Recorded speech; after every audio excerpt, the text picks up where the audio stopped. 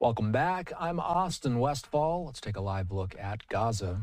Israel and Hamas completed the sixth exchange of hostages and Palestinian prisoners today, with just over 2 weeks remaining in their fragile Gaza ceasefire.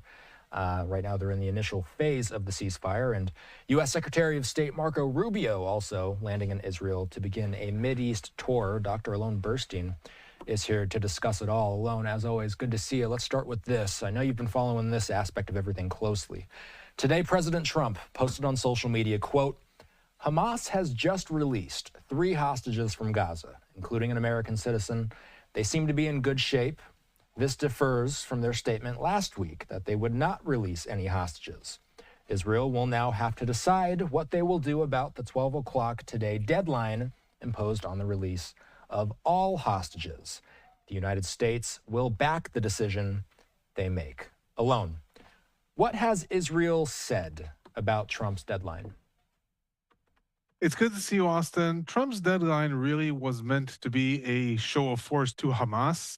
To some extent, though, it also put the Israeli government in a big bind. What happened was the hostage deal was progressing sort of as it was supposed to progress. Hamas raised several grievances at the beginning of the week, and in all honesty, none of them were things that would really realistically be something that Hamas would break the bank over. Hamas was trying to apply pressure on Israel to speed up the entrance of mobile homes into the Gaza Strip, even though this was not stipulated when they will enter. Mostly what Hamas wanted is that the negotiating parties will be forced to compel Israel to begin negotiating phase 2 of the agreement.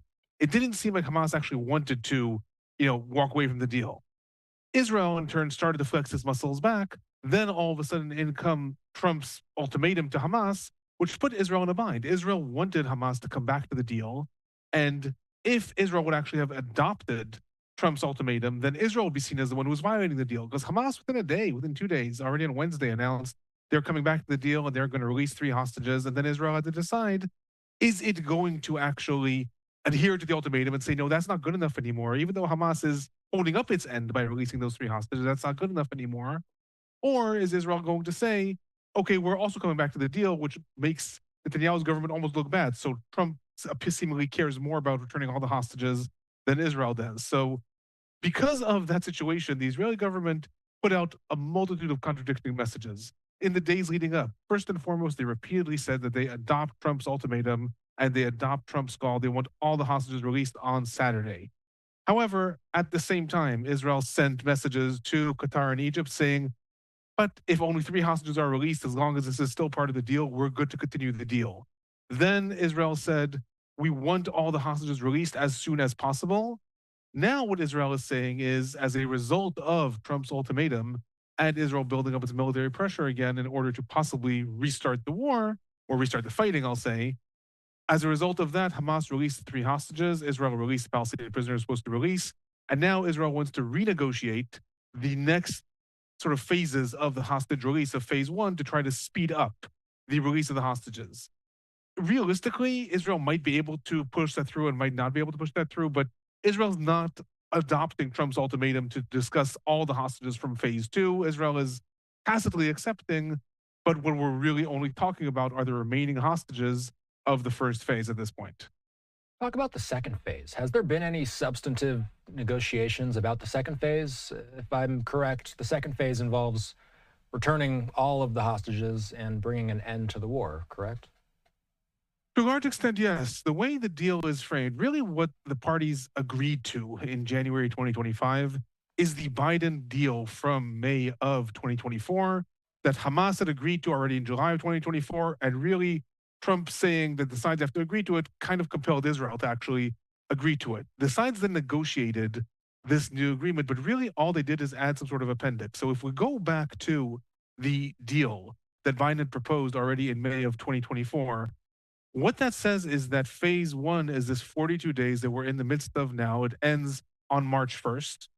However, that phase 2 will include a complete IDF withdrawal from the Gaza Strip, the complete release of all remaining hostages in exchange for, and at this point this is crucial, in exchange for an undetermined amount of Palestinian prisoners. That's supposed to be negotiated now during phase 1. Phase 2 is also going to last for 42 days. So that's 6 weeks in which the IDF withdraws. hostage release in exchange for release of Palestinian prisoners, which leads us into phase three, which is a complete end to the war. That's a declaration of a complete end to the war, removing the siege, plans to rebuild Gaza, and et cetera, et cetera. Obviously, these plans differ from Trump's plans for the Gaza Strip, but that's leading us into phase three. Some important facets about phase two that already are crucial now. One, according to the terms of the deal, the sides on day 16 of phase one, so already 2 weeks ago, were supposed to begin negotiations on the implementation of phase two. That hasn't happened. That hasn't happened. Israel refused to send a delegation to the negotiations. It did so only several days late. And even then, that delegation was not allowed to negotiate phase two. So again, what has to be negotiated at this point is the mechanism for how many hostages versus how many Palestinian prisoners, but really also the agreement on the IDF withdrawal. So Israel has refused to negotiate that thus far. And that's really what's bothering Hamas, because at this point, the time is running out. The deal ends, phase one ends at the end of the month. Meanwhile, Trump's plan is saying that somehow after the IDF finishes in the Gaza Strip, which means fighting resumes, then Gaza is turned over to the United States and there's some sort of ethnic cleansing of Palestinians in Gaza. So Hamas is seeing this and negotiations on phase two aren't happening. Phase two is there. It's part of the deal. It's built into the deal, but the sides are supposed to be negotiating exactly how it works. And that's not being done. One of the things that I said when I've been asked a lot about the violations in the deal, I said, look, up until now, Hamas has violated the deal many more times than Israel. When it came to the timetable of hostage release, when it came to the timetable of how the mechanisms and where the hostages are going to be released, and et cetera, et cetera. Where Israel's violating the deal is more looking to the future. According to the terms of the deal, on day 42, on the last day of this current phase, Israel's supposed to begin its evacuation of the Philadelphia corridor. Israel's publicly said already it's not going to do that.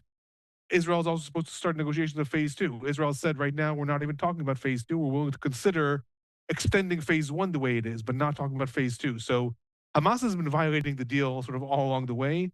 But when it comes to discussing phase two and implementing the full end to the war, there Israel is saying we've agreed to that, but in fact, we're not even willing to discuss it, so to speak, let alone do it.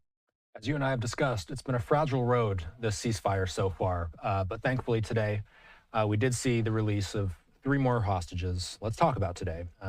There was a lot of concern that Hamas would not return today's hostages. That would have effectively shattered the truce deal. There was concern that the war would pick back up. An explosive version of the war would pick back up if the hostages weren't returned today, these 3. So did everything appear to go smooth today, Alon, both on the hostage exchange front and on the Palestinian prisoner exchange front?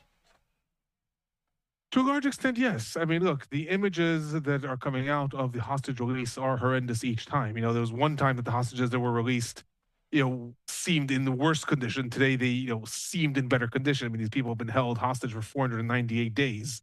They're certainly not in good health. But, they physically look better. And Hamas and the Jihad make a public event out of their release.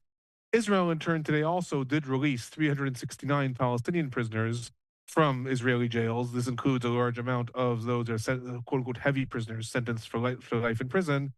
Israel also today, almost showing up to Hamas, also did not make a public event of their release, but it did take photographs of all the prisoners were forced to dress in clothes that had a big Star of David on it. It said in Arabic on it, we will not forgive, we will not forget.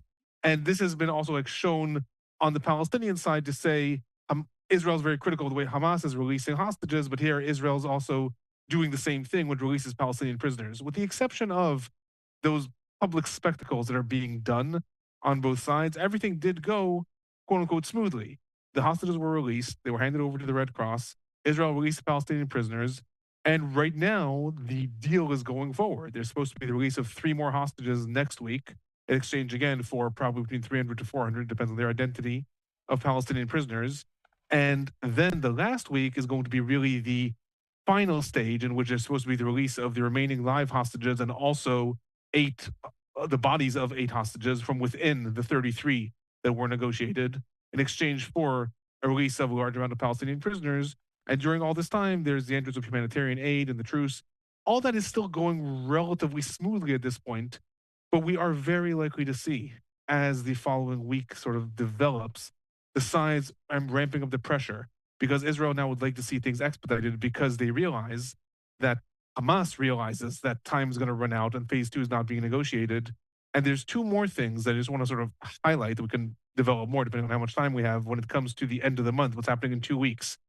One is the fact that on February 27th, the Arab League is due to have a big convention focusing on the Gaza Strip. So when we talk about, the counter offers that different Arab states are proposing to Trump's ban, the Saudi offer, the Egyptian offer is the biggest one, but also Jordan and Qatar are involved. They're all coming together on February 27th. And there's going to be a lot of pressure. That's right when phase one's supposed to end. And we'll see what happens with phase two. It's going to be a lot of pressure on them to deliver something that lets the side sort of placates Israel, somehow placates Hamas, and lets the side continue on to phase two. And a second thing that is also coming together in 2 weeks at the end of the month, the start of Ramadan. Ramadan, the holiest month in Islam, which is a month that always has a lot of tensions in the Middle East and in the Israeli-Palestinian conflict. Over the past several years, Ramadan has been a time of heightened escalations between the sides. Ramadan is also starting on February 28th or on March 1st. It depends a little bit on lunar cycles and when it starts. All of these things are coming together in the next 2 weeks. So while the hostage deal is continuing the way it's supposed to be continuing, the hostages were released, Israel released Palestinian prisoners. Nonetheless, the next 2 weeks, tensions are going to be rising and rising as both sides are going to try to get the most as they can before the end of these 2 weeks, when sort of we're going to have a culmination and see the trajectory of where things are going. One more thing before we go here. So we just watched, it was earlier today. I think this was in the very late night hours there, Israel Standard Time. U.S. Secretary of State Marco Rubio arriving in Tel Aviv in his first visit to the Middle East. What are the stakes of this visit? And obviously, this all comes in the context of everything you've already discussed. But this is the first Secretary of State visit there to the Middle East since Rubio took over for Blinken. What are the stakes?